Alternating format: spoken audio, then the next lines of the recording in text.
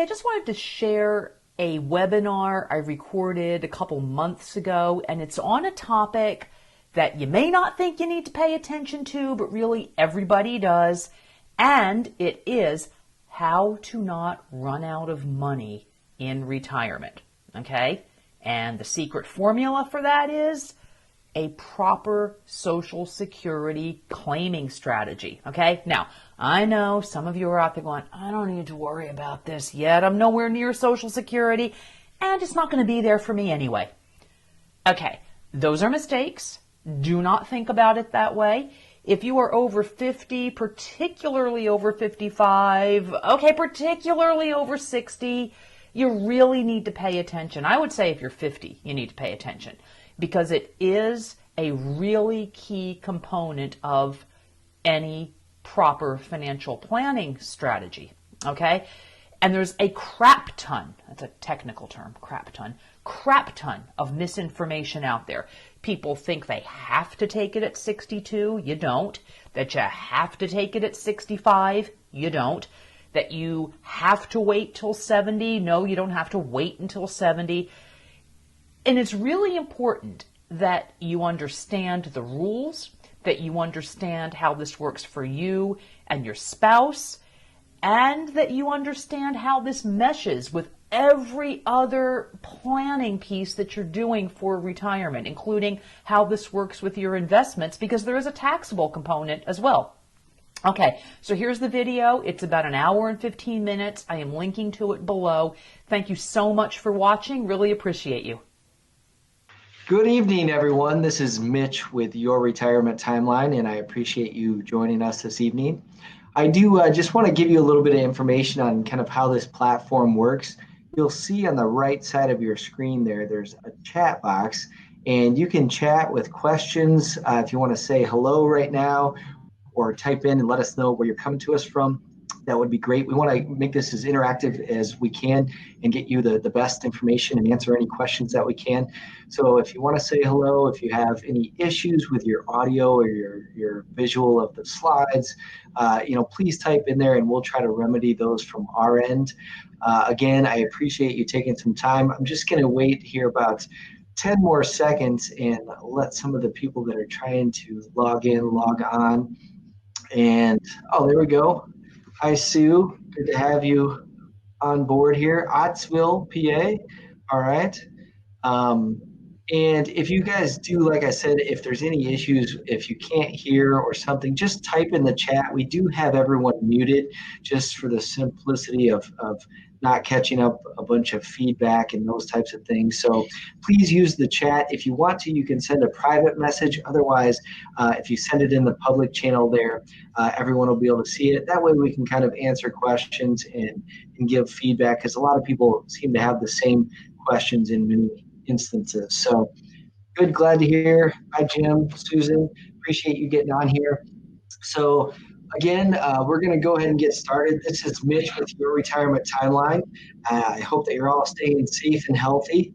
I want to thank you all for joining us this evening on this virtual seminar.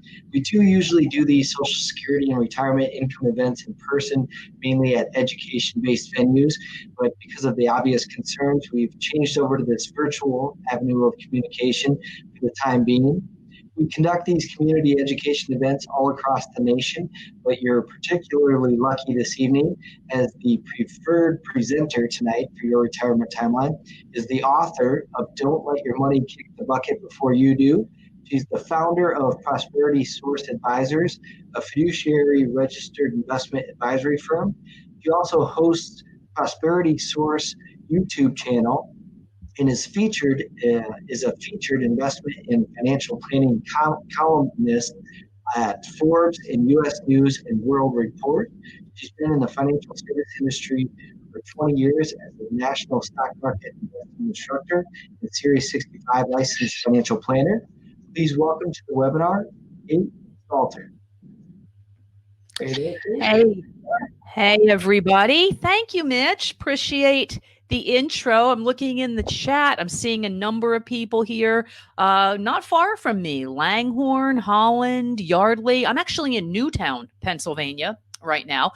And my company has offices, kind of funny, in Newtown, Pennsylvania and Los Alamos, New Mexico. I know we got a few folks from New Mexico who may be on the webinar this evening as well. So thank you for joining, everybody. And for most of the presentation, I'm actually going to go ahead and turn the camera off. I will be talking, and then you can focus on the slides and absorb the information. One thing I did want to say, have something special for you. If you stick around to the end, I am going to email a lucky winner a $20 Amazon gift card. I'll send it to you through the email, and you'll have to answer a question correctly in order to win that prize. Okay?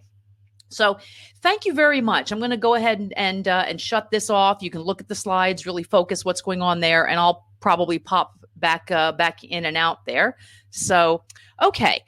So as Mitch said, one of the things I've done, I've worked for the past 20 years in financial services, planning retirement strategies for people around the country with an SEC registered investment advisory firm. And one of the main questions I get is Social Security, because it's just super important to everybody. Now, let me ask you a quick question right now. This is not for the prize, okay? So no pressure. But how many, anybody want to take a guess as to how many Social Security claiming strategies you think there might be? I'll give you a second to go ahead and maybe just enter a guess in the chat. And remember, no prize for this one. Okay, Jim says 1 million. Yeah, you know what? It feels that way, actually, at times. Martin says 3. Okay, Alejandro says 12. Let's see. Donna says 6. Okay, 7. Okay, I'm going to give you guys the answer. The actual number of permutations of Social Security strategies, believe it or not, is 500. So you can be relieved. We're not going to cover all of those tonight, but we are going to just have a pretty solid overview here of how the various strategies fit into your financial planning. Now, last year, a study came out that showed that 92% of households do not claim their Social Security strategy at the optimal time. Jim says, I win. Yeah, it feels like 1 million. Now, what I mean by not claiming your strategy at the optimal time is to give you and your spouse, if you're married, the benefit that you're entitled to. Okay. Now, on average, the amount of the benefit that people leave on the table, this is kind of mind-boggling, is $111,000 over the course of their lifetime. And I don't know about you, but I don't know many people who would say, I don't want $111,000. That's okay. Of course you want that. So by not knowing the rules, not understanding how to maximize Social Security and put this together with other aspects of your retirement, it can become a big problem. So what I have been doing with my clients, putting together these puzzle pieces, there's no one size fits all. And I may repeat that a couple times tonight. It's unique to each person, each family. Let's go ahead. I'm going to jump to the next slide here. There we go. Just a little picture of Social Security. So right here, as you see on the screen, these are some of the places that I have been a featured columnist on retirement income. And I think, Alejandro, you said you gave a thumbs up when I mentioned New Mexico. I didn't put it here, but I was the finance columnist for the Santa Fe New Mexican for a long time. And I was on the radio out there in Albuquerque. And here in Pennsylvania now doing the webinars. You know, a part of staying updated on all the changes to Social Security strategies, and there have been many in the last few years, this is part of the mission I've taken on. Oh, okay, good. You want the presentation at the end? Yes, we will definitely be sending that to you, or we'll make some arrangements for you to get this information. Now, there was a study a few years ago that showed the majority of people prior to retirement got zero help or advice on Social Security. Zero. Now, anybody want to type in the chat? You want to take a guess on why financial advisors are not giving Social Security advice? You want to just take a guess, and no prize for this one, but I just want to see if anybody has any thoughts on why advisors may not be giving Social Security advice.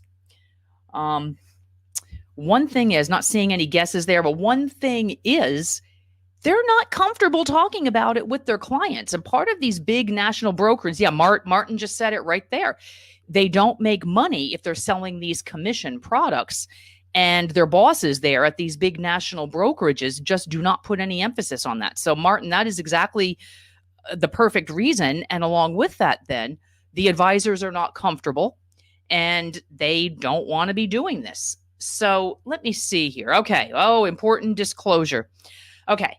I do not work for the Social Security Administration. Mitch, who you heard earlier, he does not work for them. Most people don't know this, but by law, Social Security employees are not supposed to give advice. But guess what? They do. And it's often bad advice. Quick little story about that.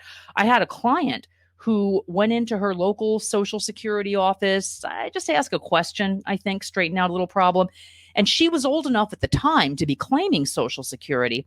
And the clerk in the office was horrified that my client was not taking Social Security. But we had done a thorough plan to make sure that the woman claimed at the exact right moment, like we'll talk about tonight. So don't go to Social Security asking for advice. You may get some very bad advice. Now, you want help, though. And one of the questions I get a lot is, what if there's a better way to integrate Social Security with my overall retirement planning? What if there's a better way than what I'm thinking about doing or what somebody told me? And my promise to you today is when we get to the end of this hour, you'll have a couple ideas, 3 or 4 ideas maybe that you want to research further. Or maybe you'll even say, hey, I understand this. I understand what I should do here. And I want you to come away thinking there's a better way for me to do this and get a better result for myself and my household. So I hope that sounds good to you, because that is what I'm thinking. So here's another question. And again, this is not the prize question, but I do want you guys, I want to see what you think. What percentage of retirees live solely on Social Security, that's their only source of income in retirement? Okay, Steve says 60%. Okay. Alejandro says 20%. Yeah, Martin says too many. Yeah. Okay, Jim. Let's see here. So we're get some he took my answer. Okay. We're getting some good answers. Steve, Jim, you guys are pretty funny. Angie says 85%. Okay. So I'm going to go over to the next slide here. Let me see who was we're doing the Price is Right. The closest answer that's not above. So again, Alejandro, talking to you a lot here. You were closest. The answer is 38% of Americans in retirement who live solely on Social Security. And let me just go back here to this one. They're not living on a yacht if they're living only on their Social Security. Their lifestyle is not looking like that. And I don't want you to have a situation where you're scrimping and saving and only doing that. Now, why is Social Security a hot topic right now? Well, you may have heard this. Every day, 10,000 baby boomers turn 65. And that's still happening, by the way, because we're still in this large generation, the boomer generation, people still turning 65. That's 70,000 boomers a week turning 65. And you see there 280,000 a month and 3.64 million per year. And that's for the next 15 years. So that's why this is so important. Now, what does this mean to you? Okay. 65% of the quote middle class there derive more than half of their retirement income from Social Security. So that's a little better than the 38% we just looked at, but still very, very significant. Now, one big thing here is American corporations have eliminated more than 84,000 pensions. I think that number may actually even be higher right now since 1985. I mean, how many people, maybe you do know somebody, maybe that is you, but corporate pensions really have gone away. Now, I have worked with a number of clients who are government retirees, and some of the government pensions can be pretty healthy, so you're very fortunate if you are in that situation. But corporate pensions, in fact, it's kind of funny. I had one client I worked with, he had a corporate pension from many years ago. It was $300 a year, a year. So, needless to say, that was not covering much of anything in his retirement plan. So, why do you think corporations might have eliminated so many pensions? In other words, who's liable for the outcome of a pension? Well, the employer is. But if they shift everything over to a 401k, right? Who's responsible for the outcome? That's you. So that takes the burden off of them. So, with the basic extinction of corporate pensions, we've got to make sure that we are maximizing every single bit we can from all our retirement income sources, including Social Security. And then that very last one, 46.1% of Americans pass away with less than $10,000. Now, is that a good thing? There's an old joke that says you manage your money perfectly if the check to the funeral home bounces. But, in reality, what happens is most Americans have so few assets. Big reason is they underestimate how long they'll live. And that means they're spending down their assets too soon. We're going to talk about that towards the end of this presentation when we get into the case study. Most people guesstimate how long they'll live based on how long their parents lived. But that's proving to be a bad way to do that because the boomers are living longer. And a lot of the boomers, myself included, we have parents. My parents are in their 80s. I know plenty of people whose parents are in their 90s and really showing no signs of going anywhere. They're still around. So we're going to be talking more today about longevity. So the focus for this presentation is the benefit basics, give you an overview, strategies for married couples, divorced, widows, or what's called survivor benefits. I want to talk to you a little bit about taxes and coordinating benefits. Now, what do I mean by coordinating benefits? One of the biggest retirement mistakes people make is they neglect to put together all the puzzle pieces of their retirement stream. So I talked about pensions a minute ago. Maybe you have one. Maybe you have a 401k, an IRA, maybe an inheritance. Maybe income from work, rental properties is another one. Insurance. Do you have long-term care insurance? Any kind of life insurance? Maybe some other kind of financial product. What are the tax consequences of all your decisions? And this is what I mean by coordinating benefits, getting it all streamlined, working together. Because if you don't, that is when these big, big mistakes can happen. Now, I get a lot of questions about solvency, right? And you can put it in the chat. How many of you have read kind of horror stories, scary articles on the internet about Social Security going away and whether it's going to be there for you? Just put in the chat if you've seen anything like that. I mean, I know I sure have. I see these all the time. And being in an election year and with everything going on with COVID, you might be even a little more scared about that. But one thing that is happening is there are some changes being made. And I cannot say for your children or grandchildren what the Social Security situation is going to look like for them. It could look very different than it does for you. But basically, the general consensus right now is that for everybody 50 years or older right now, it's very unlikely to change. And by the way, contrary to what you might have heard, the core benefit has never once been cut for people already taking Social Security. Okay, so despite rumors you might have heard. Now, one of the consultants to my firm is a leading national expert and columnist on Social Security. He's a professor at Boston University who actually consults with the Social Security Administration. And he has definitely said, for the boomers, we want to proceed with planning. But Social Security kicks the can down the road. And you see this earnings cap, currently $137,700. That is up from $132,900 last year. And that's important because what that increase means, it means billions more dollars going into the Social Security system that were not there before. Okay. You see the next bullet point there, full retirement age. They did increase that to 67. Actually, that was done back in 1983. There's a lot of confusion because people still believe the full retirement age is 65 because that is when Medicare kicks in. But leave it to the government. They left some confusion in there. The full retirement age for people born in the boomer generation, we're going to talk about this, does tend to be 66 or 67. Okay. By the way, when they raised the retirement age for people born in 1960 or later to age 67, the oldest people at the time were 23 years old. They did that in 1983. So do you think any of those 23-year-olds complained or even knew that was happening?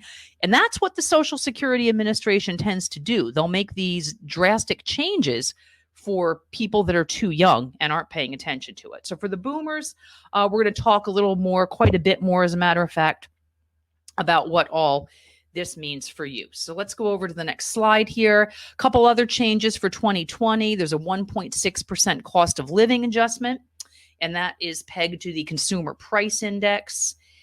And the cost of living adjustment, let's see, I want to make sure everybody's paying attention here. If you're with me, if you're multitasking, come back. Why is the cost of living adjustment so important? Somebody type what your guesses are. Why you think the Social Security, the cost of living adjustment to Social Security might be important. And while you're doing that, I'm going to, I already talked about the 137,000 up from 132. Let's see here. So Jim says it's the only increase there is. Everything goes up. Yeah. Okay. The reason it's important, food, gas. Yeah. Okay. Steve, you're onto something here.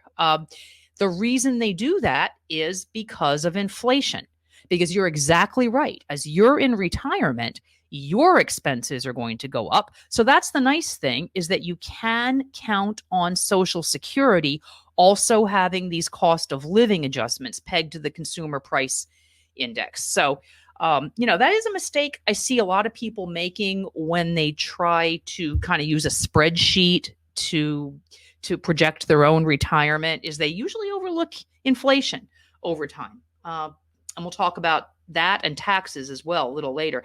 Last bullet point, the threshold for the earnings test has increased. We'll talk about this more, but what that means is if you take Social Security before your full retirement age, there are some implications on that. Okay.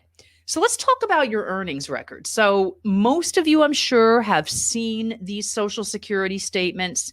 And if you haven't, you can get it. The website is down there, ssa.gov. And I've done this myself, gotten my own statement. You just go on there. You have to open an account, create a password, all the usual things. And then they will provide you with a PDF you can download. So there's a number on that statement, and if you see on there that little arrow that points to PIA. Okay, so Patrick, I'm going to answer that. Is the COLA guaranteed each year? No, it is not. There were some years where there was no cost of living adjustment because, according to the government statistics, the consumer price index, there was no increase in the consumer price index for that year. But there were some years about 15 years ago, it actually went up about 5%. So it just depends on what the CPI shows. Okay, so back to the earnings record here. You do see that PIA, primary insurance amount, that will be on your statement. And then it will also show, you see, that's $1,454 on this example. And if you look carefully there, you see that $1,826 a month. That's the benefit if you wait and claim at age 70. That lowest one there is $976 a month. That's if you claim early. We're going to talk quite a bit tonight about the different claiming ages. So I am going to come back to that. So how is this calculated? Let me see. I think, I'm going to stay on this slide for a second. How is it calculated? There's a lot of misinformation about this, but the reality is it's based on your highest 35 years of earnings. That's what you see on the left side of your screen. You need at least 10 years of earnings or 40 credits paying into the Social Security system to get the benefit at all. But it's based on, your benefit is based on your highest 35 years of earnings amount. Okay. And one question that comes up a lot, what if you have zeros for many years? And that can happen, say, if you were raising your family and you were not in the traditional workforce at that time. Maybe you were unemployed. Maybe you went back to school. So what happens if you say you have 20 years of earnings history and 15 years of zero? So let me also, before I answer that, let's take another example. Say you worked for 40 years and say this year, let's say 2020 is one of your highest. It could well be. And you've already got your 35 years. What happens to this year's earnings? Okay. If you have your highest year, each year you go along, say you made 100,000 this year, that was maybe 2020 is one of the best years of earnings you have. That's going to replace a lower year. So you're in good luck in that sense, because a higher year will replace a lower, and it will replace zeros. The zeros, unfortunately, they are included in your record, the average of those top 35 years. And that will lower your benefit. And hopefully you could take advantage of some spousal strategies in that case that we will talk about in a few minutes here. Now, some of this can get in the weeds, and I want to be sure, and it gets into some specific situations at this point. So I want to be sure if you have any questions, maybe about something specific you want to ask on this, may not apply to everybody. So write them down or remember them. And we can either get to a couple of them at the end, or we can do this offline, and I can answer your questions privately after the webinar and then in the next few days. Okay.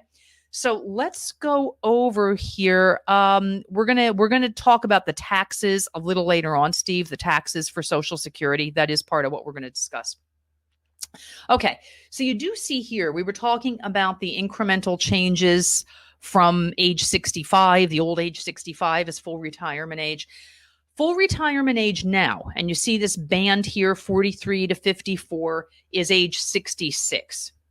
And then it increases incrementally as you go along. So I'm thinking most people on this webinar were probably born in these years, and here, maybe in the mid to late 1950s, where you had those 2-month incremental increases, and people turning 70 this year who would have been born in 1950. So obviously they would fall into this band of 43 to 54, and 70 is the oldest age at which you can claim. And so really it's we're not looking at anybody at this point born before 1950. Okay. So if you are watching this and you were born in 1960 or later, your current full retirement age for Social Security is 67. The government has not yet increased that, but I think I'm probably not the only one who thinks that's going to be coming down the pike for your kids and grandkids. Okay. Okay.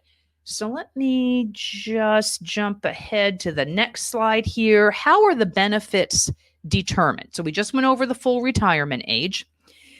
Now you notice we're going to start to get into some of the specifics on this right now. On this right-hand column, percent of primary insurance amount. That's what that PIA stands for, primary insurance amount. That is the dollar amount you will receive at your full retirement age.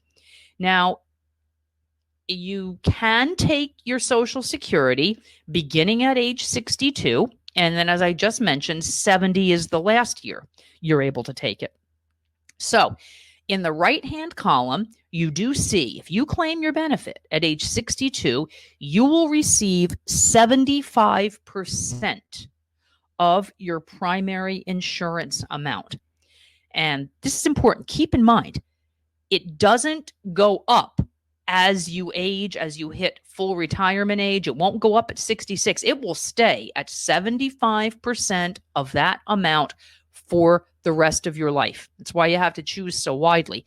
If you choose so wisely, if you wait till 63, you get 80%. 64, you get 86%.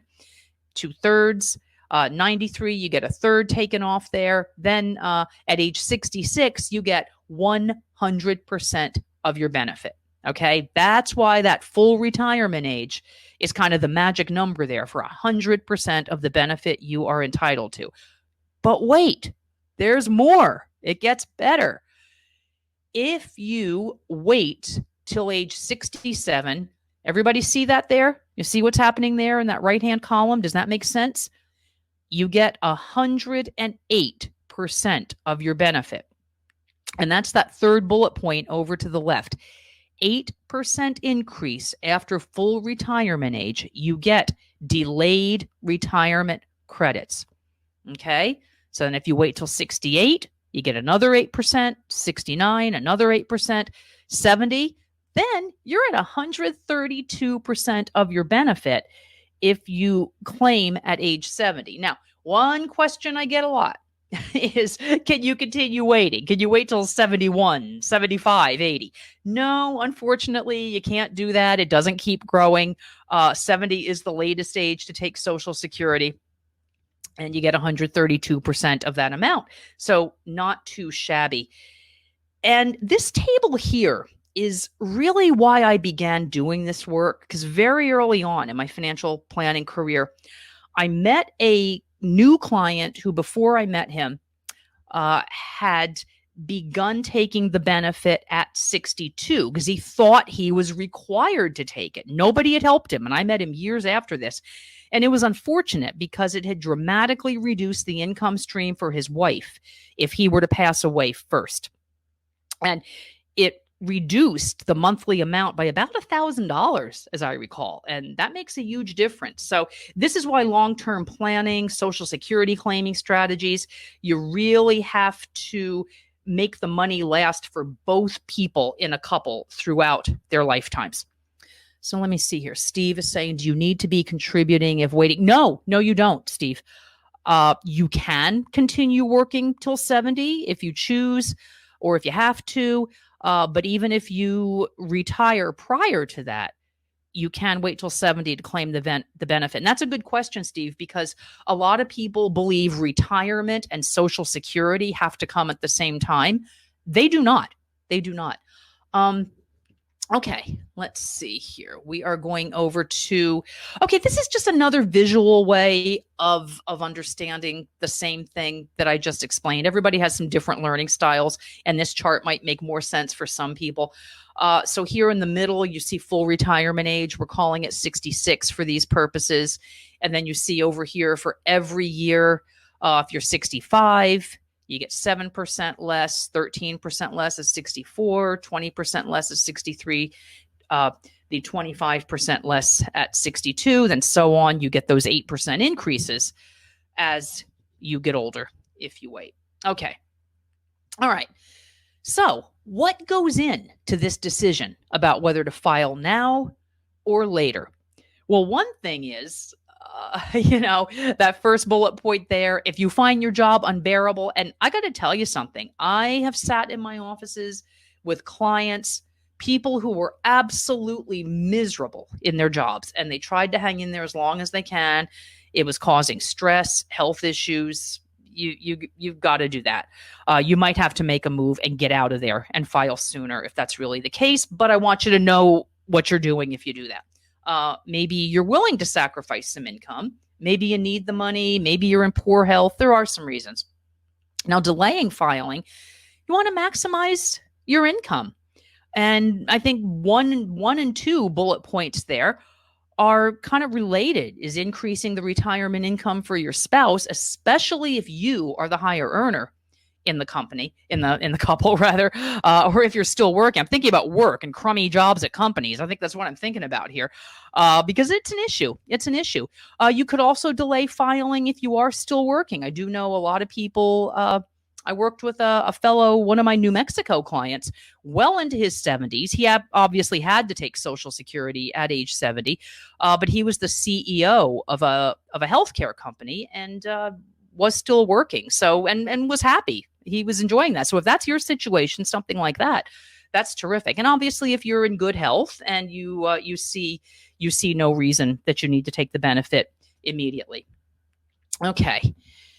So I talked a little bit a few minutes ago about the risk of outliving your income. Mitch mentioned the name of my book, and I'm going to just turn the camera back on. And this book is actually out of print right now because it had some Social Security information that was a little outdated. But it's called Don't Let Your Money Kick the Bucket Before You Do. You might be able to still get a copy on Amazon. Don't, because it's kind of outdated. I'm giving you more current information right now, actually. But this is a big, big problem, is people outliving their money. So you do see right here the chances of living long. So right here, a male age 65 has a 50% chance of living to age 85 and a 25% chance of living to 92.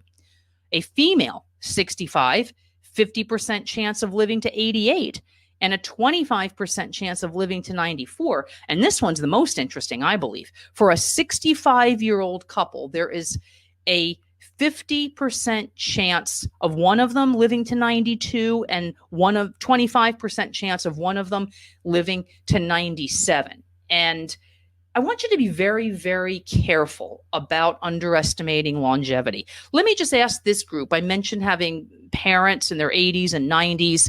Anybody in this group, you have parents, maybe aunts and uncles, other relatives that are in their 80s or 90s? Just put that in the chat if you do, because it's super, super common these days. And I think it's a nice wake-up call for the boomers to realize that, hey, I've got relatives. Yep, there we go. Donna says your father's 88. Yep, exactly.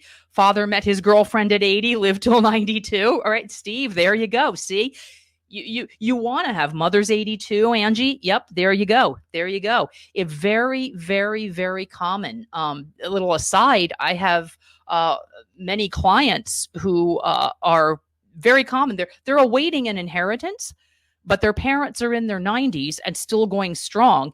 And who knows when my clients will receive their inheritance. So it's just, and you want your parents to live a long, long time, but it evidently, it does eventually become something when you have your parents needing health care and so on and so forth. For you, for the people who are watching this webinar, you need to incorporate that type of longevity into your own planning. I knew a guy, this is a little bleak, but it didn't happen. He was just joking. He said, oh, I'll jump off a bridge on my 82nd birthday. Well, guess what? Nobody does that. Nobody does that. So I need you to think very, very realistically about the money you and your spouse will need to cover your expenses throughout both of your lifetimes. And that's a good segue to spousal benefits. Okay, this is a really important topic. So for those of you who are married, I want you to pay attention to this. Very, as we just saw, crucial to pay attention to longevity in a couple where you want to derive the best possible benefit for 2 lifetimes. Okay? So what happens if one spouse in a couple dies? And before I jump in and answer this, if anybody on this webinar, if any of you were born before January 2nd, 1954, I want you to say yes in the chat, even if you've been quiet up till this point. If you were born before January 2nd, 1954, put that in the chat because the rules for you are going to be a little different. And if there's anybody like that, I will address it with you one-on-one. So if I need to, I'll circle back to that. Here's how it works for everybody born after that date. Okay. Valerie says yes. Okay. I tell you what, Valerie, we'll make a note of that. And we'll follow up with you on that one, okay? Because you actually have a few more options for claiming spousal benefits. That was one of the things that changed back in 2015, 2016. Okay, so to claim spousal benefits, you must be married at least 1 year. The primary worker, and what that means is the higher earner in the couple must have filed for his or her Social Security benefits.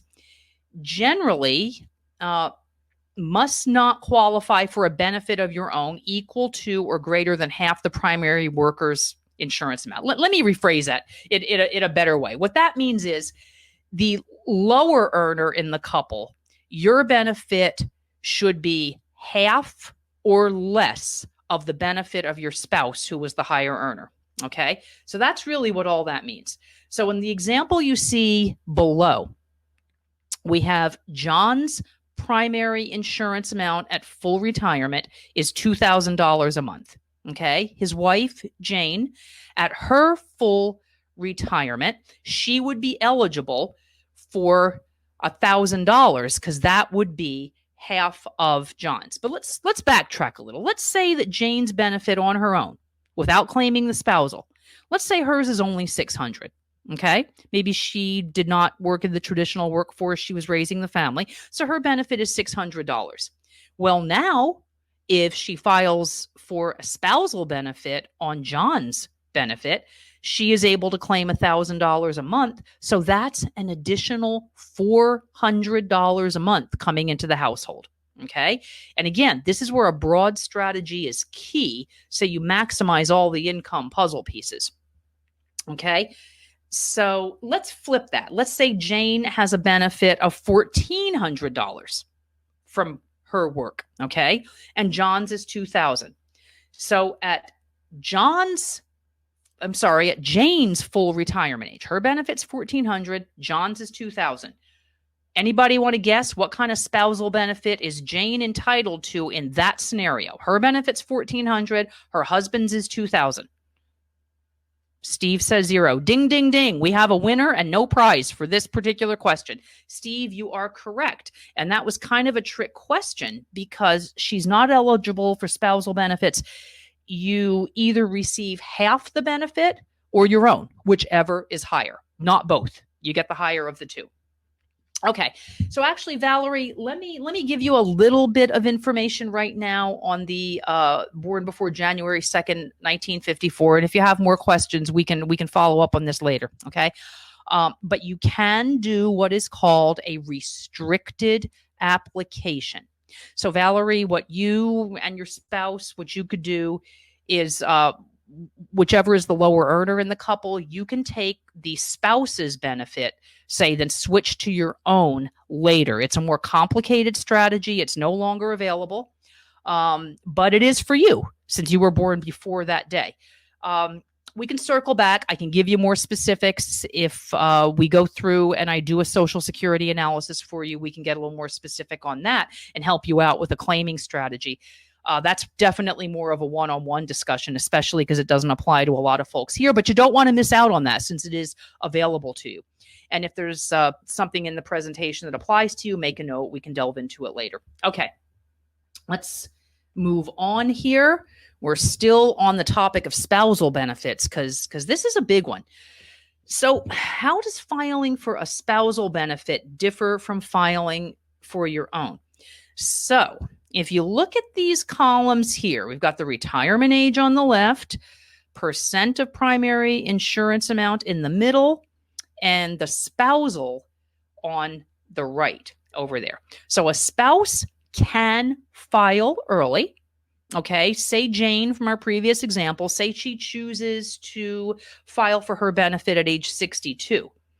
Now, what happens is, and we're going to assume for the purpose of this that her full retirement age is 66. That's important. So that would be when she would get 100% of her benefit. Now, remember, if she files for her own benefit, if that's the most advantageous scenario for her, she gets 75% of the primary insurance amount. On a spousal, if she files early, she only gets 70%.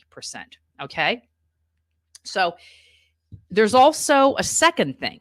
When you file for a spousal benefit after your full retirement age, okay? So after 66. So somebody write in there. You guys are alert. You're paying attention to this. I like that. Tell me what you see here in this right-hand column regarding filing for a spousal benefit after your full retirement age. Does anybody see that? Let's see. Anybody see? Yep, no change. Doesn't increase. Yep. Ding, ding, ding. You guys got it. So what's interesting about this is if you are going to claim a a spousal benefit for Social Security, you do not want to delay. There is no reason to wait beyond your full retirement age if you are going to claim a spousal benefit. Okay, because you're leaving money on the table that is yours. All right, so let's move on here and let's talk about survivor benefits. I'm going to talk about this a little later in the program as well. These are also called widow's benefits. I think that's the old name. I think I call it widow's benefits in these slides. They're kind of called survivor's benefits these days. And we want to be clear about this. So on the spousal benefit, you're eligible for half the primary earner's amount if you're both alive. But if one spouse is deceased, then we have the two benefits in the household. What does the survivor keep? What do they lose? And really, the answer is that the survivor gets the higher of the two benefits. You can receive the maximum of your own, the benefit of the deceased, or 82.5% of the primary of the earner if that person filed early. So you see, you have to be really, really careful about these decisions you make.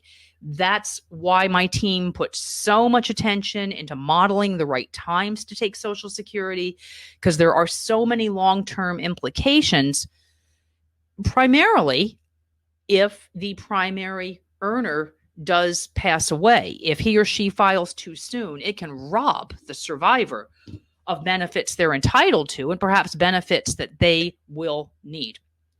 So here we have a little scenario. This is a case study. I think this will bring this to life a little bit for you. It's a couple who attended a webinar just like this. Their names were changed, obviously, but this is their situation. So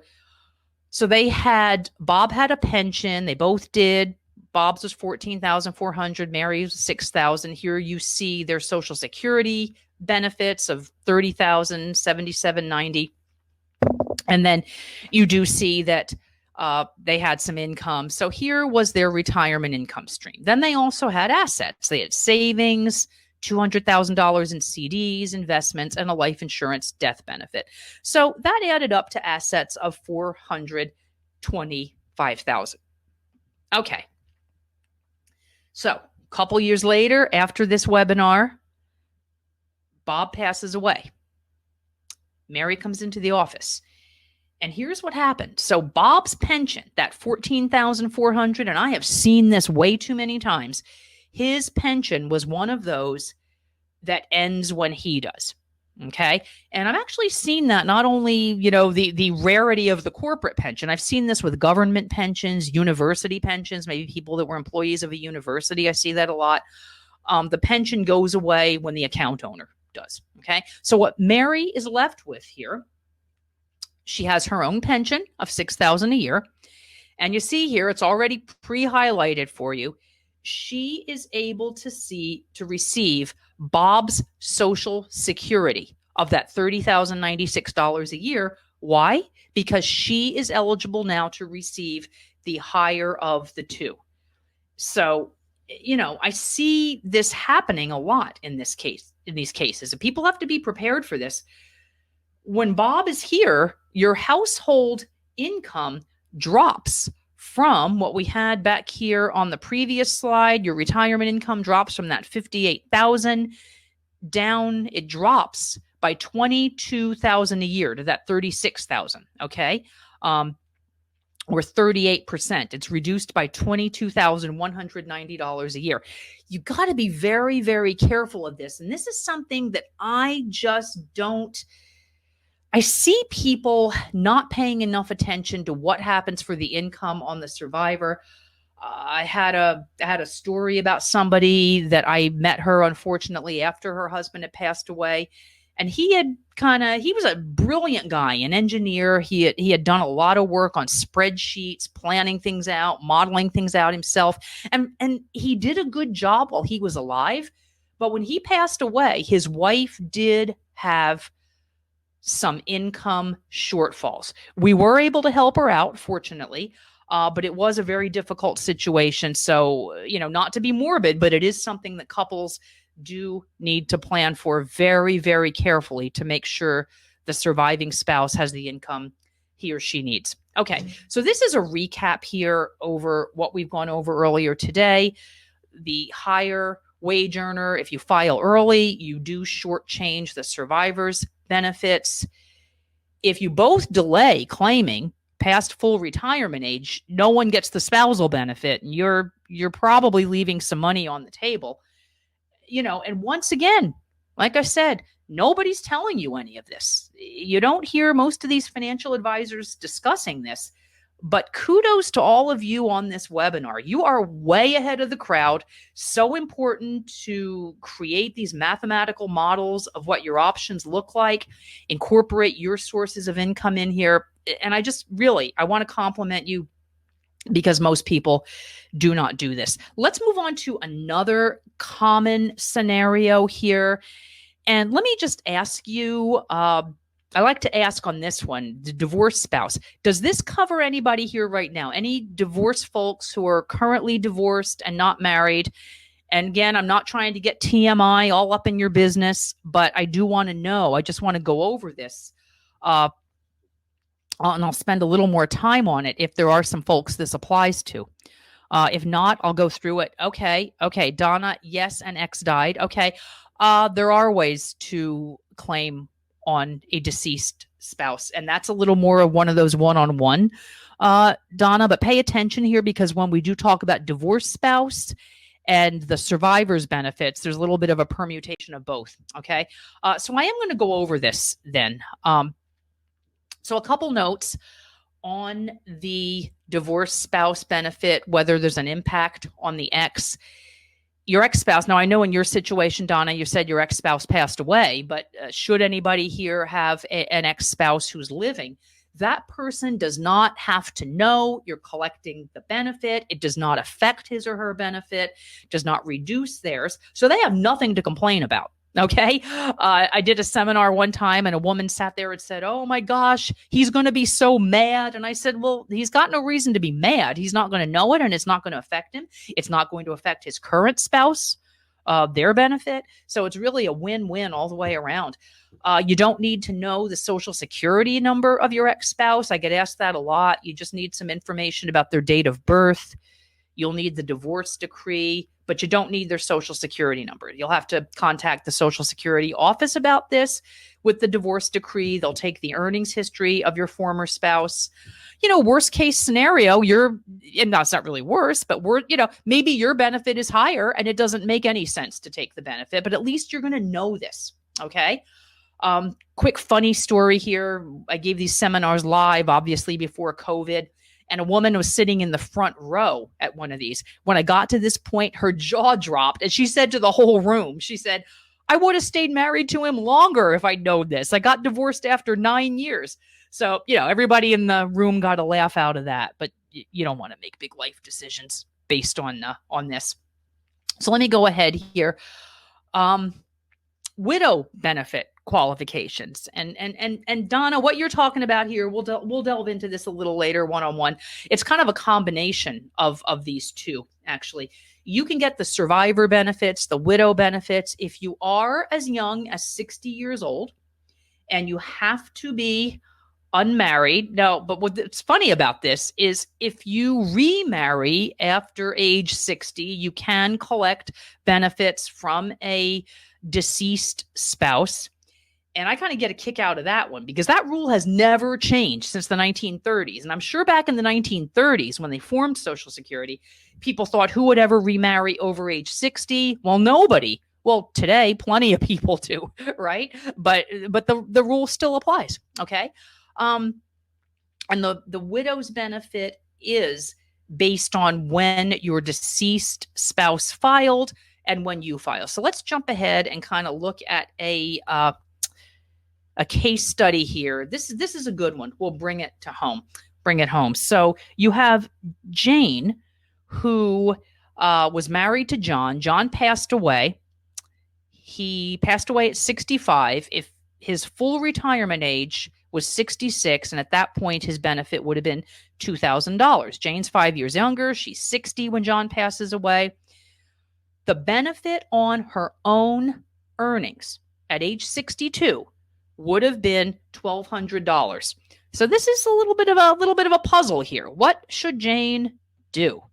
Okay, here's some choices. The top one is what most people do. They just go ahead and file at age 60, and they'll get the benefit of $1,430 a month. That's based on her deceased husband's benefit, and it will stay there, okay, with cost of living adjustments, but it will stay at that amount. So that's what happens. Her total lifetime benefit, as you see right there, is $429,000. Okay. But what happens if, rather than just jumping in and taking it when you can, you review your situation and you form a strategy? Okay. Now, in this case, what Jane does is she files for the widow's benefit at age 60 of $1,430 a month, and then she takes that for the next 9 years. At age 70, she switches to her own benefit, which was $1,980 a month. So you see right away, what does that do for her total lifetime benefits? It bumps it up to $528,000. Okay. Strategy number 2. Another way she could have approached this is file for retirement on her own benefit at age 62, okay, and then switch to the widow's benefit at 66, her full retirement age, when she would get $2,000 a month. Okay, and then you see, again, that one too, $513,000 over the lifetime, more than that original $429,000. 99% of people, they take that option 1 because they don't know the rules or how to navigate this or how to really maximize this. Now, in the second strategy, where Jane could opt for working a couple more years, take her own benefit at 62, switch to the widow's benefit, you do see where that could have been a very, very smart move. The bottom one, yeah, she does get about $15,000 less in Social Security benefit. But again, you have to look at all of these decisions through the prism of your overall retirement picture. You can't view Social Security in a vacuum because who knows, sometimes working a couple more years is more beneficial, more advantageous to your overall Social Security picture. Okay. And I'm looking at the time here. We are going to go a little bit over the 7 o'clock Eastern at this point, and I'm going to try to move through these pretty quickly. And if you do need to cut out, if you have somewhere to be, I do understand that. We will get back to you on this and get you any information that we missed. Okay, so I think somebody had asked about taxes a few minutes ago, and that's what we're going to talk about right here. And the provisional number here, okay? Definition of provisional income, and that's taxation on 100% of earnings from work, pensions, dividends and interest, withdrawals from your IRA, your 401k, interest from muni bonds. Also includes 50% of the Social Security benefits paid in a year. So let me go over to this right here. And it's a little bit complicated, but that's okay. I want you to understand this. The big point is just to remember this when you're doing your retirement planning, to incorporate taxation in your Social Security benefit. Okay. So if you're single and your yearly benefit is under $25,000, then your Social Security is not taxed. Okay. If you're in that bracket between $25,000 and $34,000 a year, then your 50% is considered taxable income. If you're above $34,000 in benefit and you're a single person, 85% is considered taxable income. And I just want to be clear, this does not mean that 85% of your benefit disappears into taxes. It just means that 85% is considered taxable income. And you see for couples, the higher threshold's a little higher. So again, putting this into the broader context, like I just said, how much of your retirement savings, your 401k, your IRA, 100% of that income is considered taxable. So even the 85%, that's a big number. You still want to make sure you have a withdrawal strategy to determine the income streams, which ones you want to turn on first. Do you want to turn on Social Security first, let your 401k grow, or the reverse? And for everybody, that is part of your unique plan. And taxes, by the way, is one of the biggest expenses in retirement. And a lot of people forget that as well. So what if you want to continue working while you are retired?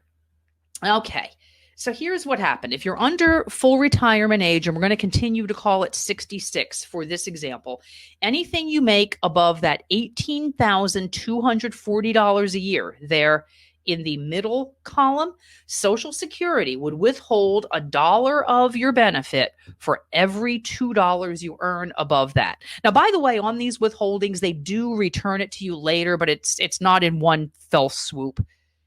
It's kind of gradually and in increments. But nonetheless, you need to be aware that this is happening.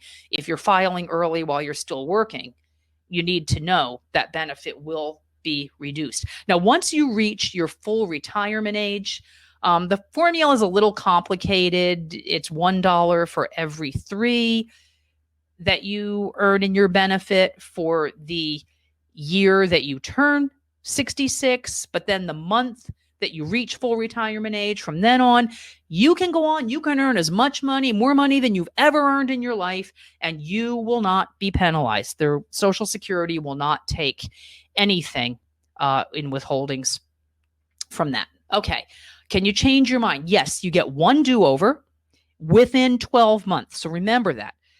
For whatever reason, doesn't happen that often, but sometimes it does. Say you claim the benefit because you think you need the money, and then you go out and you get a great job and you're like, oh, wait a minute, I don't want to do this. Yes, if that happens within 12 months, you can change your mind. The catch is you need to repay the Social Security benefit. Okay, so just keep that in mind. Okay, here's a typical case study. And this is, I like this one. These are some clients who actually came through a live seminar that I had done. This was out in New Mexico. They were a real couple. He was 64, she was 62. And they had just over $34,000 in annual Social Security incomes at that age. Okay. They had done pretty well in savings. They had $750,000 in their 401ks and their IRAs. They had a 6%. We modeled this. What we did when we went in and did the planning, we modeled a 6% annual return on their investments. That's kind of right in line. That's neither too conservative nor too aggressive. 3% inflation. That's kind of what we've traditionally been modeling.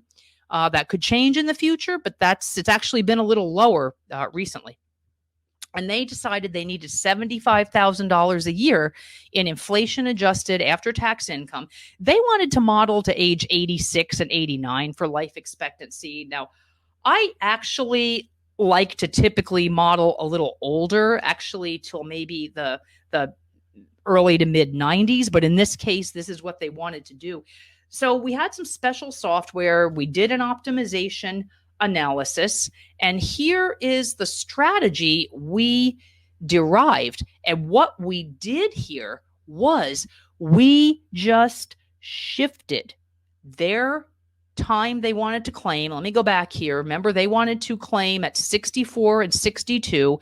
We shifted that 4 years to 68 and 66. Okay. And what happened there, that's where that strategy was derived. You notice this? $186,496 they would have left on the table if they had taken at the ages they were originally intending to. Okay, so let's dive into this one a little more. I like this one a lot. Another visual representation for you. So the model they wanted was to start early. That's that blue line there on the bottom, early Social Security. Okay. And it slopes up over time. You get a cost of living adjustment. That's why you do have that increase over time. And what do you think is the red line is the income need in retirement? Okay. So where do you think, do you see where that, where the remainder is coming from? Everybody see that? It was their 401k withdrawals that they were starting at the same time that they were taking Social Security. Okay. And the big problem, everybody see the big glaring problem with this model? Put it in the chat there if you see the big problem that went wrong in this case. Anybody see it there? And, you know, this case being what they wanted to do originally. Yes, Donna, gold star. Yes, the money ran out. That's exactly right. Their qualified retirement money ran out. So you don't want that to happen. So let's go over here. And $750,000 they thought was a lot of money that would last them. But when you kind of start crunching the numbers, doing the math, you see it's not always the case. Here's what happened when we optimized that amount. Okay. They actually did begin taking the withdrawal from the 401k early on in retirement. Okay. But as that dwindled down, Social Security became a bigger piece of their overall retirement income. And then you see they did have much less of a shortfall later on in that. And remember, that was $186,000 in additional lifetime benefits. Same scenario, same puzzle pieces. All we did was we shifted everything to the right 4 years. 4 years later than what they wanted to do. And really, even though that kind of still created a little gap at the end, it gives you more options at the beginning. Remember, you want to leave your options open when you're younger, because then you can earn some income. You can generate some money if you have to. You can work longer, whatever it is. I mean, if you're 90 years old, your options for generating income are a heck of a lot less than they are if you're 66. So just keep that in mind, okay? So that's really the direct answer to the question I asked at the beginning of this. What if there is a better way? And, you know, here you see the impact is if it's mathematically modeled, it doesn't rely on guesswork. There is a better way to the tune of $186,000. You get more years of portfolio longevity. You know, you did see that the portfolio lasted longer. That's a big, big factor. And they also paid less in taxes. Even with 10 additional years of portfolio longevity, that's because you're taking advantage of Social Security, which is only 85% taxable income versus 100% of taxable income, okay? And this is the kind of stuff you get into more one-on-one and it starts to make more sense, but I wanted you to see the impact of some of these strategy shifts. Okay, so one of the ways I work with Mitch, who introduced me up front, we make appointments available for an analysis outside of the workshop. And he helps me with the promotion of these events, and I do the community education. And we've talked about a number of specific questions tonight, or if you would just like me and my team and I, that was ungrammatical, my team and me, I think, I don't know, to go through and do some work on optimizing your plan. So we have to limit these spots because capacity-wise, we can only do about 10 to 12. And I've made some spots available in the calendar for the next 2 or 3 weeks. And I really recommend, there we go. You do see on your screen, you can click on there. You can go ahead and make your appointment in my calendar scheduling software there. I recommend you do this sooner rather than later because we all know this. You're interested right now, you're thinking about it, but you know, time goes on. You get distracted by other things. You don't get around to it. You forget what this offer was. I mean, life happens, right? So I like to strike while the iron is hot. We will do this meeting virtually by Zoom. You don't have to leave your house, whether for the obvious health concerns people have right now or simply convenience. Either is a good answer. Normally, we charge a planning fee, but this is part of the arrangement I have with Mitch, who's very graciously helping me out on these. We are offering these spots at no charge for the webinar attendees. And let me see here. Mitch gave you the link right there. He just put that up. I also, you can go directly to the calendar link. And I can say, when I spend this time with clients, with people in these meetings, people come away with very valuable, actionable information. I've been doing this a long time, and people always get clarity, always, even if it validates your original plan. I've seen that happen many times. People say, yeah, okay, that's what I wanted to do. Thank you. Now I know it makes sense. And at least you have some certainty. Or you may be like some of the couples I've talked about in this presentation that just got a whole new way of improving their situation. So what I will need you to do prior to this meeting is write this down. Go to ssa.gov. That's the website, the Social Security website. Download that Social Security PDF that they make available to you. And you can print it out and scan it, or you can just save the file. You'll have to get that over to us. That's my giveaway offer for this website. Now, I did mention here, I want to kind of make sure, oh, you know what? If you guys don't want to, are interested, not interested in that, you want to do it yourself, there's the formula. So I'll give you a second if you want to write down that formula for calculating your own Social Security. Now, see, if we were all in the room together live, I'd get some laughs out of that one. I know I would. But it can be complicated. Okay. I think you've seen this evening, there's a whole lot of permutations in there, and you don't want to be messing around with that yourself. So I did mention that I was going to give away a $20 Amazon gift card. So I think for those of you who have been multitasking, come back. Here's where the prize comes in. Let me see here. The question I am going to ask you for the prize, and it's going to be the first person who enters the correct answer, okay? What is the percentage increase you get on your Social Security benefit for every year you wait beyond your full retirement age? Okay, Steve was first. Okay, so Steve, I think Mitch is on here. I believe we still have your email. Maybe Mitch can check that while we're live here and make sure we still have your email. And Steve, I will email you. Somebody from my team will email you a $20 online Amazon virtual gift card for that. So before we wrap up tonight, then I'm going to remove. There we go.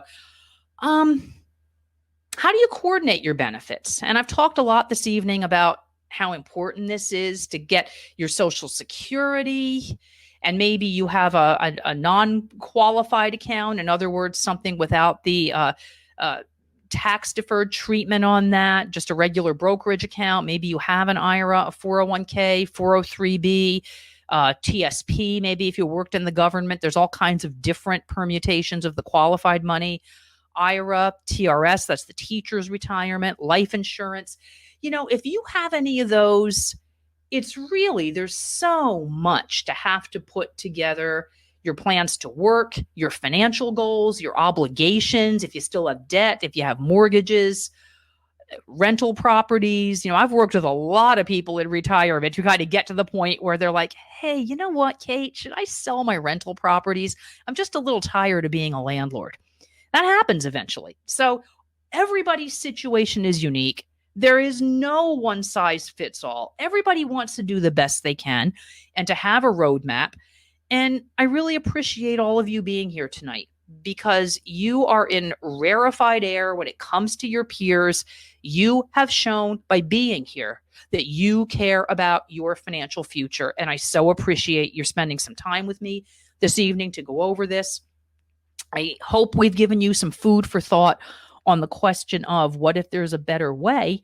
And I want you to find some extra money to help you optimize the finances for you and your family. So let's see here one more time. Let's see. I want you to download the statement at ssa.gov. It's not showing up on there for some reason, but the ssa.gov, and I'll put it in the chat myself right now. Okay. You want to go there, download your statement, schedule your free consultation, and let's see, Mitch put up the little note there. And what I'm going to do here, if anybody has any, I want to let you go. I appreciate your time. Does anybody have any quick questions here? Some of these are kind of deeper questions that we want to go into a little more. I know we made a note. Valerie and Donna, you had maybe a couple situations that were a little more complex, and we can help you with those one-on-one. Thank you, Steve. I appreciate that. Anybody else have any questions? And if it's something quick, I can either answer it here if it applies to more people, or I can discuss this with you privately if it's a little bit of a more complicated question. I'm not seeing any right now. I know I've given you a lot. You probably have information overload right now. That's okay. If you think of something later, we will be in touch. I'd like you to go ahead and make that appointment. And if you think of something later, happy to answer it at that point. I know sometimes I walk away from some of these. I'm like, oh, I should have asked. Okay. Mitch, I think, you still hanging out there? Okay, great. Thank you, Steve. I appreciate that. We're looking forward to speaking with you. Can I take your Social Security and then your ex's Social Security? Yeah, Donna, that is one of those strategies that just depends on how much you and your ex earned. And without knowing the numbers in your situation, I don't want to give you an answer right now, but if you do make an appointment, I can certainly go over the numbers with you. At least we'll know what your benefit is before you know what your ex's is. And then you can talk to Social Security and find out what that might be. So, okay. Mitch, are you there? Should we wrap up here? I think we're about at a good wrap up point. Let's see. Okay. Oh, I think I hear you there, Mitch. Okay, do you got me? Yes, I do. Awesome. Hey, well, thank you very much, Kate. We certainly appreciate your time. Hopefully everyone saw the knowledge base that Kate has and her ability to kind of simplify these complex issues. And I would very much recommend at least having a conversation with her about your situation and how you can better optimize your strategy. So thank you very much, Kate, for your time. Thank you all for joining us. And please take advantage of those sessions that she's put out there. That's part of the agreement that she has with us to help better educate the community out there and help you make better informed decisions on your retirement. So thank you, Kate. Thank you, everyone, for joining us. Stay safe and healthy, and we hope to speak with you soon. All right. We'll talk to you soon. Thank you. Thanks for watching. Don't forget to subscribe, like the videos, and hit that alert bell so you will know every time a new video is released. Thanks again.